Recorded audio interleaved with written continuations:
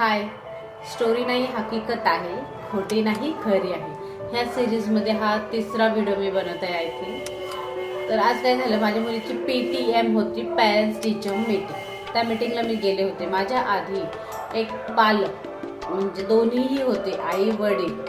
एक I think ज्युनियरला त्यांची मुलगी होती, ज्युनियर KG मध्ये. त्याचा पेपर बघत होते ते.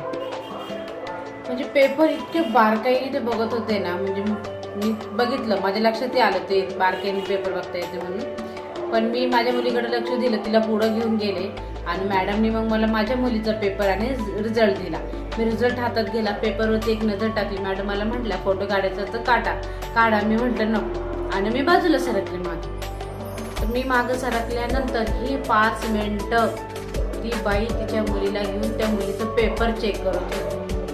असं माझ्या डोक्यात आलं की आजही म्हणजे आपण सोशल मीडियावरती एवढं सगळं ऐकतो, सध्या सगळं जागरूक झालेलं आहे असं म्हणू शकतो की एवढं हे नाही, म्हणजे नाही का, ह्या वयामध्ये तरी म्हणजे मी तरी नाही लक्ष देत माझ्या मुलीकडे अभ्यासाबाबत.